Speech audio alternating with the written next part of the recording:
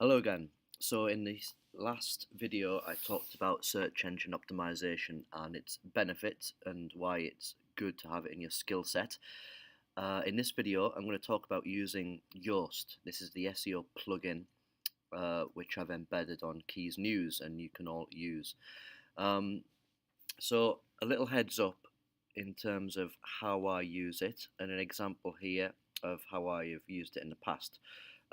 This is an advertising blog that I write, and when I first started using Yoast, I decided to write a post to test it out, essentially, and the post was this one about tango adverts, these adverts which were very big in the 90s when I was growing up, and something that I thought there was probably a fair amount of competition for in terms of um, search engine optimization. I thought there were probably a few articles about it, and I thought, well, I'm going to get a little bit of that traffic for myself if I can optimize it correctly.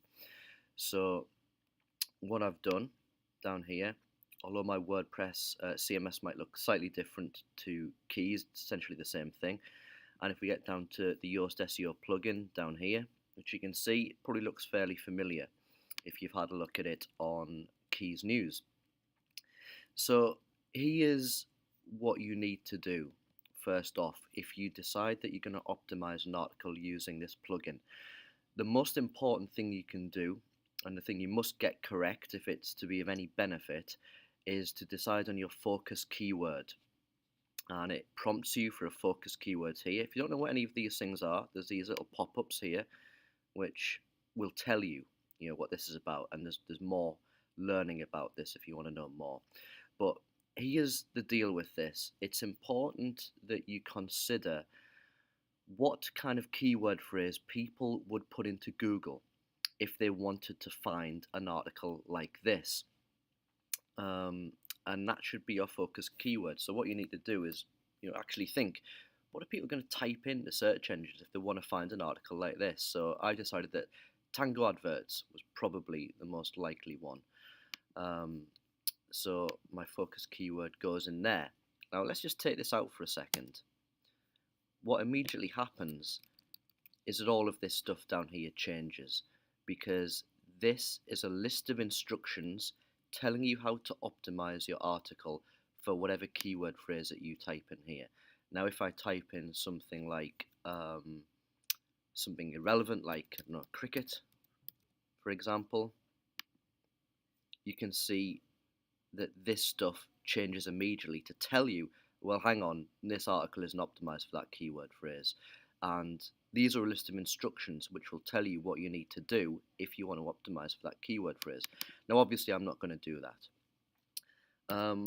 What I could put in is tango, and pretty much all of this, once it catches up, is going to turn, well, a fair amount of it's going to turn green, because I just happen to have used that keyword quite a lot, but that's too vague. It's too broad a keyword phrase. I want to be more specific than that. So I'm going to put my tango adverts keyword back in again, and you can see the vast majority of it is green, which is good. I don't expect to turn all of this necessarily green. I think some are worth doing more than others, so don't get too carried away with obsessing about making them all green. Now, another area where people fall down on this is they kind of reverse engineer the whole thing. So they think you've just got to type in words in here until this stuff turns green, or mainly green. That's the wrong way of doing it. So these aren't telling you what keyword phrase to put in. They're telling you what you need to do to the rest of the article in terms of rewriting the headline, in terms of rewriting body copy, the intro, the meta description, if you want to optimize your article for this keyword phrase. So it's really important that you get that right. There's lots of ways to get it wrong, unfortunately, but if you do get it wrong, it's a waste of time. So let's just put this back in, tango adverts, and see what happens. And I'm going to scroll down here, and we're going to go through some of these. So it's saying the focus keyword doesn't appear in the first paragraph of the copy. That's a frequent glitch that appears on here. And if I scroll back up to the top,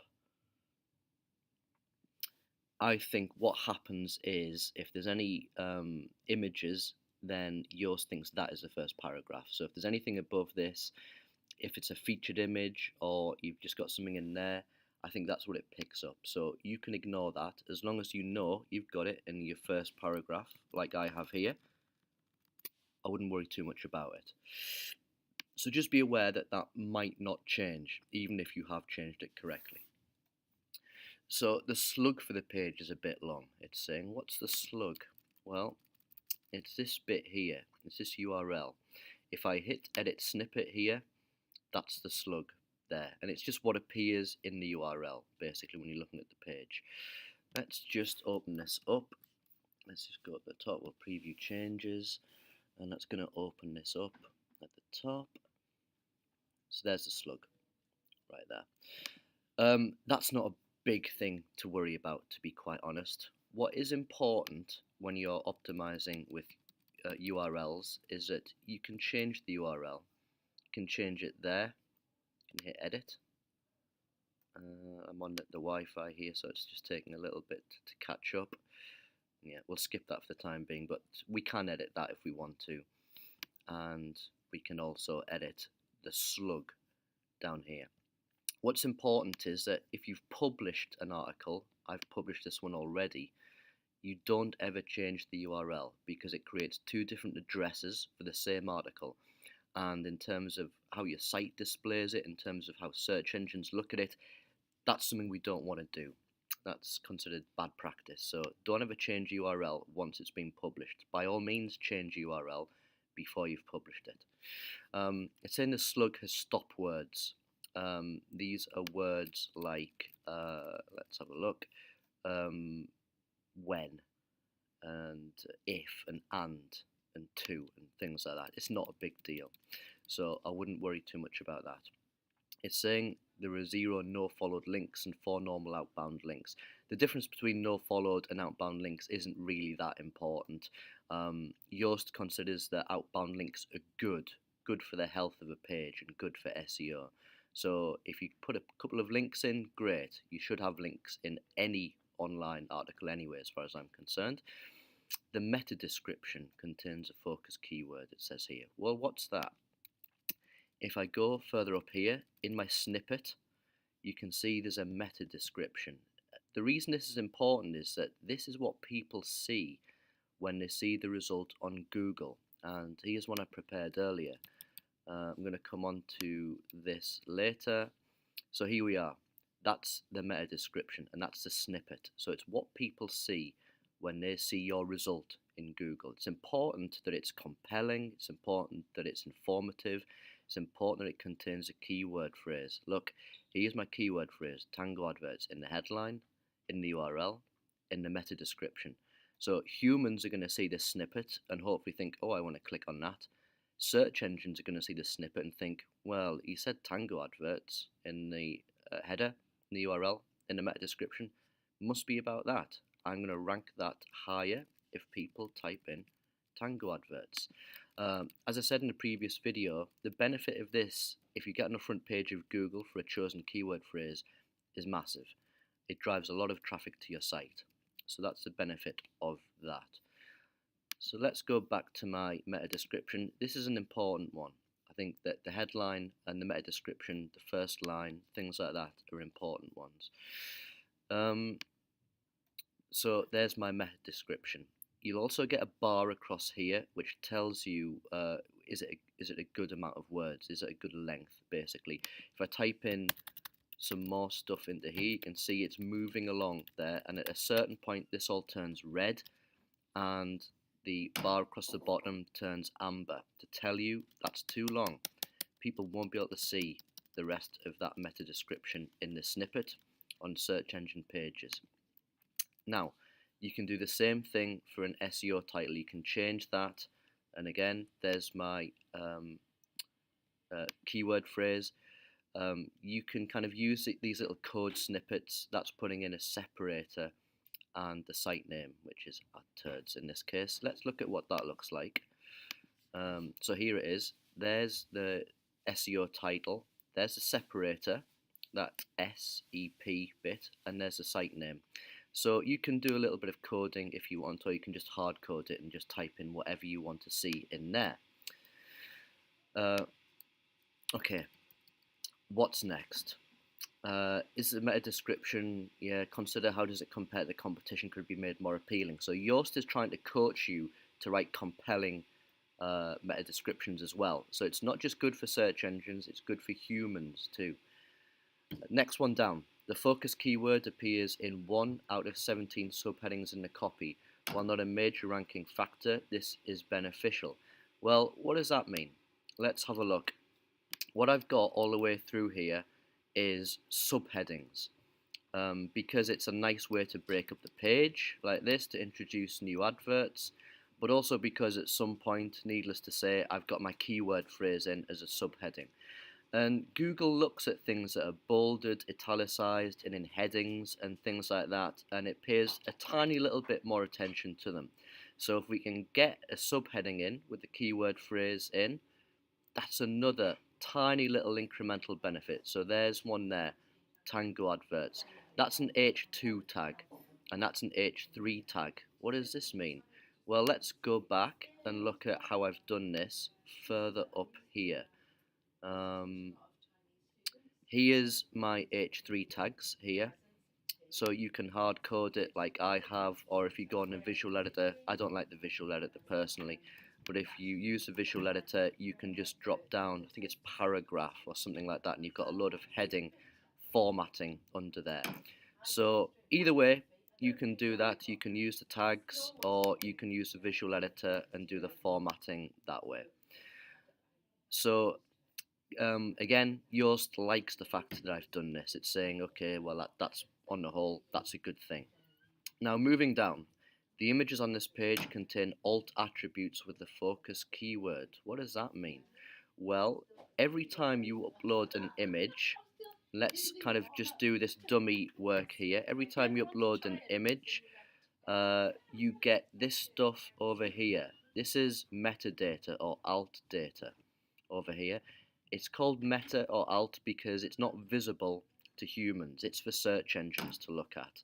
So if I was putting this particular image into this article about Tango adverts, then I'd be writing Tango adverts in there, and I'd be putting it in the alt text there, and I'd put it in the description there.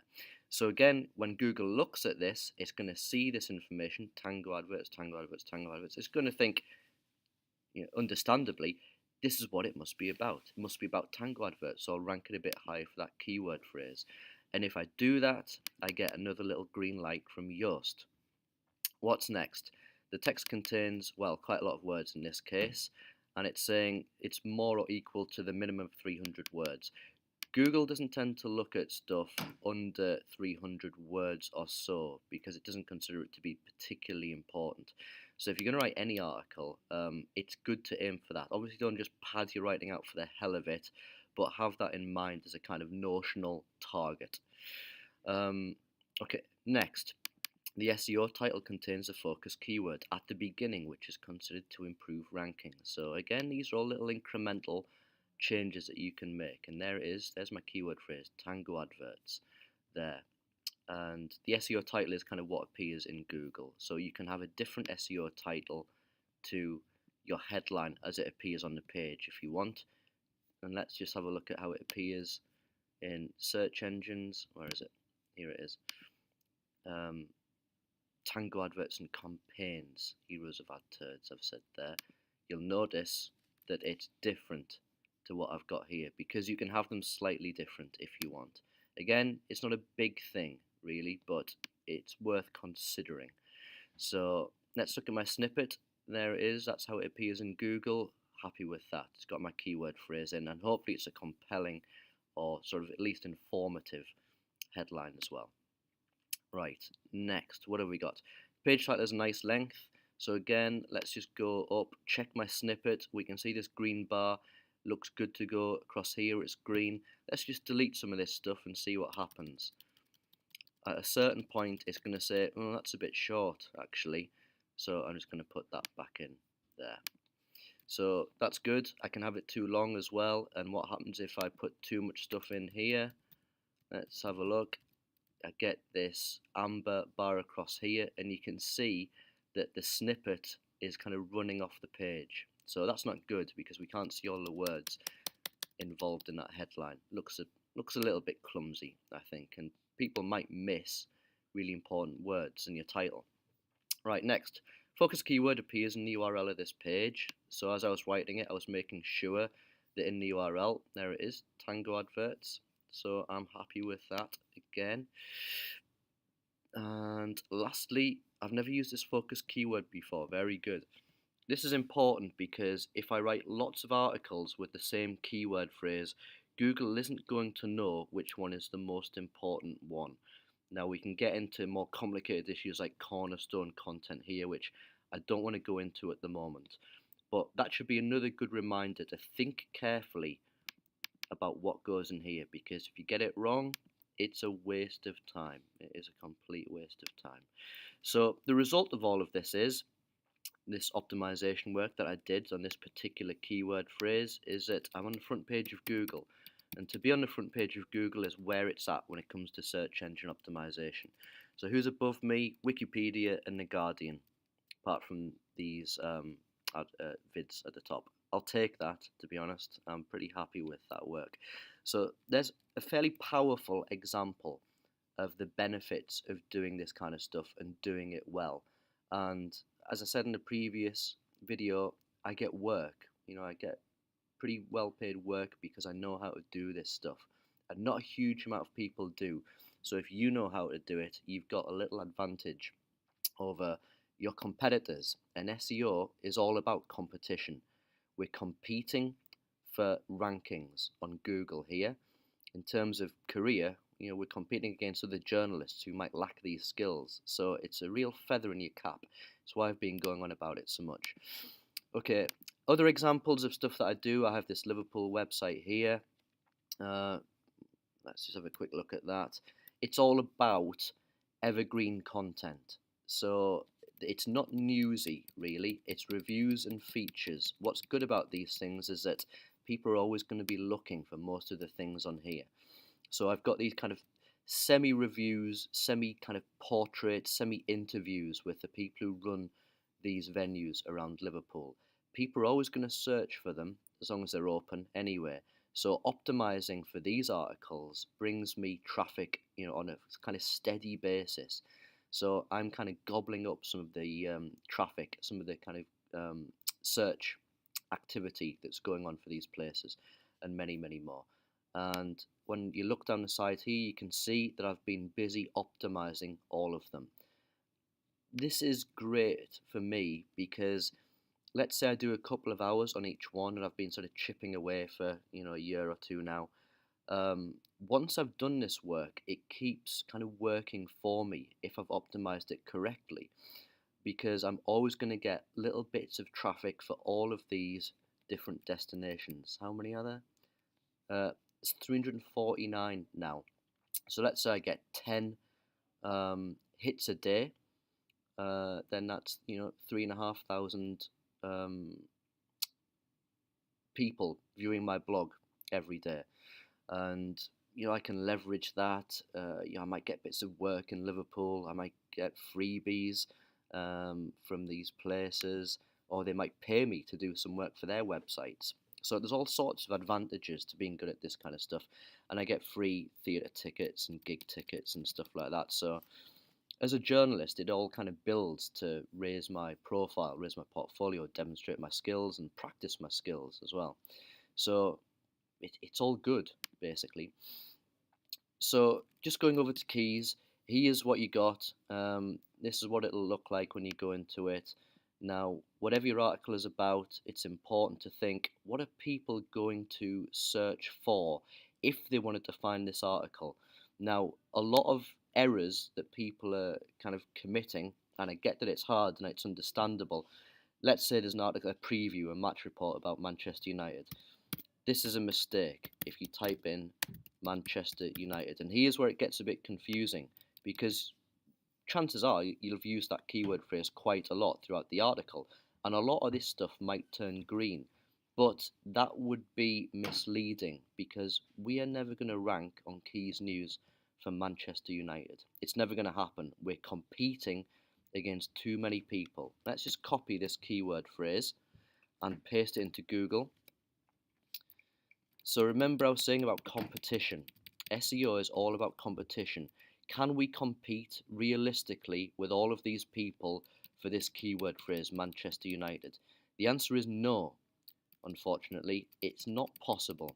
We're just not a big enough site. Google isn't going to ever rank us above The Guardian and Manchester United and the BBC and Manchester Evening News and all these other people. So this is a kind of common error that I see. Keyword phrases are too broad, too simplistic. So what you might do is you might say Manchester United v Wigan or something like that.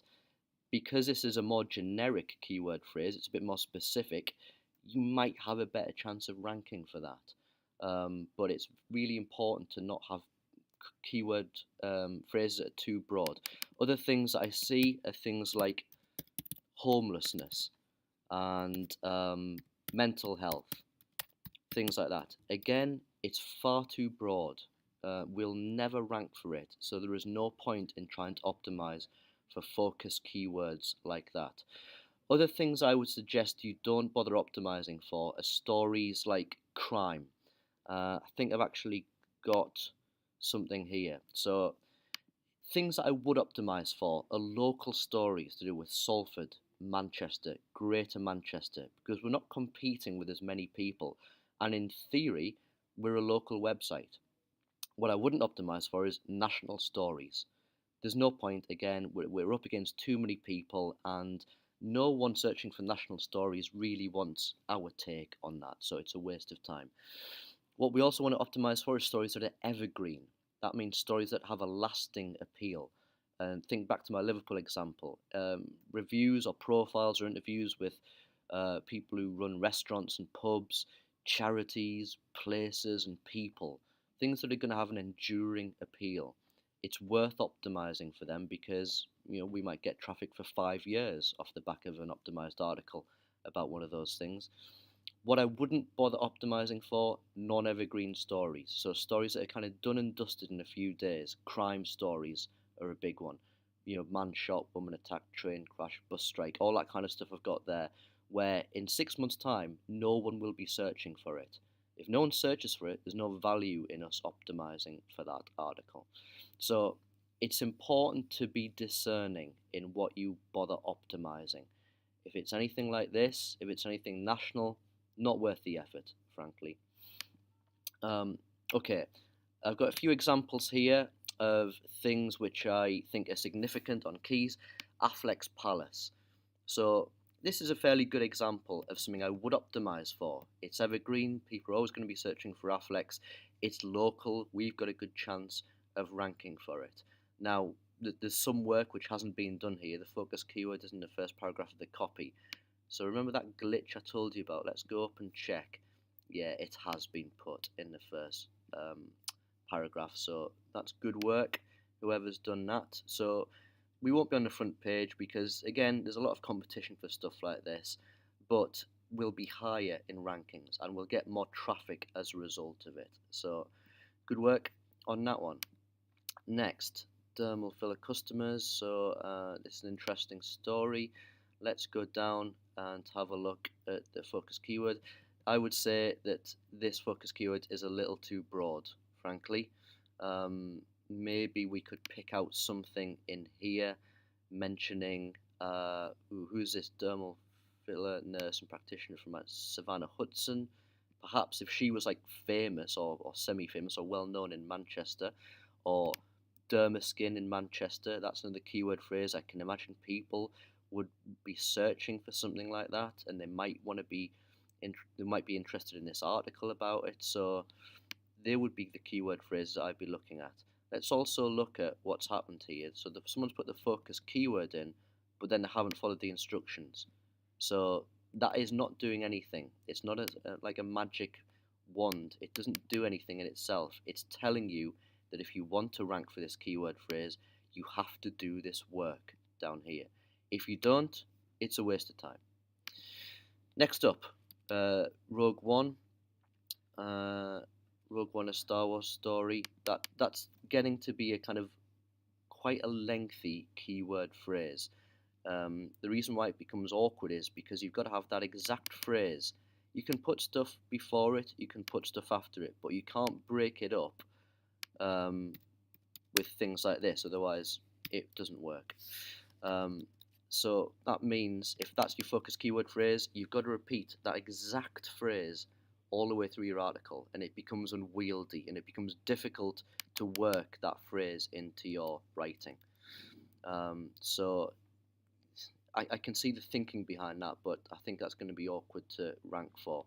And look, down here we can see there aren't any instances of the keyword phrase, and it's not in the meta description either. And there's a few other things we haven't done if we were going to rank for that keyword phrase, so that one ain't going to work. Next, Arndale Centre gift voucher. Let's have a look down here. Arndale Centre would go under my kind of list of things that are too broad. You know, Arndale Centre giveaway, perhaps. Arndale Centre at Christmas, conceivably.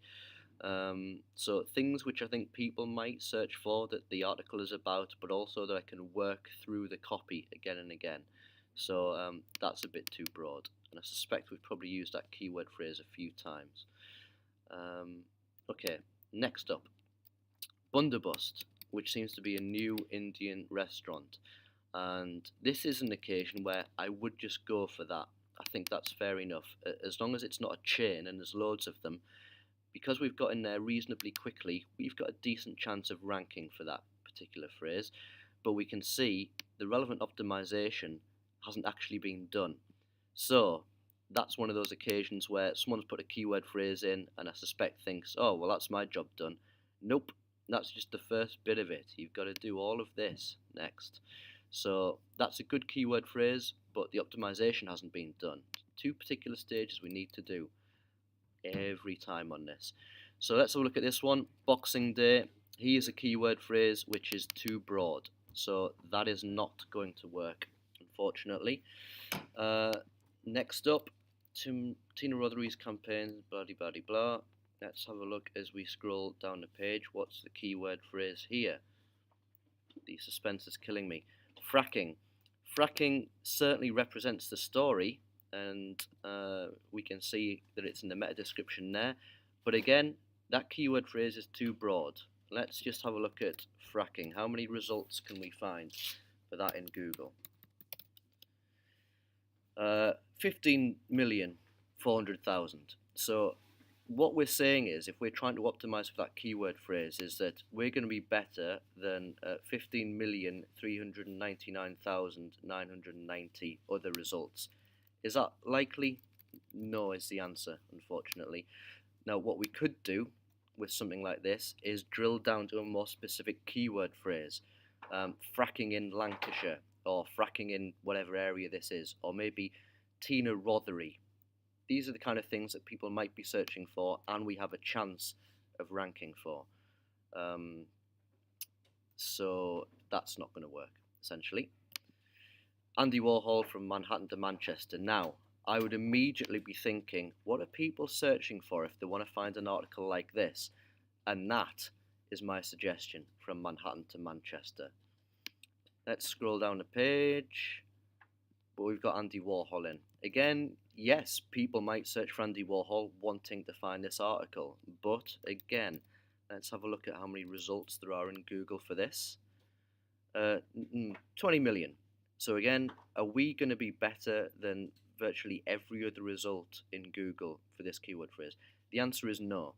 And if the answer is no, then we have to rethink this focus keyword. Now, Manhattan to Manchester would be my suggested one, and then this will all change, and then we follow the instructions. That's the whole point. So there's a lot you've got to think about with this kind of stuff. It's like a jigsaw puzzle.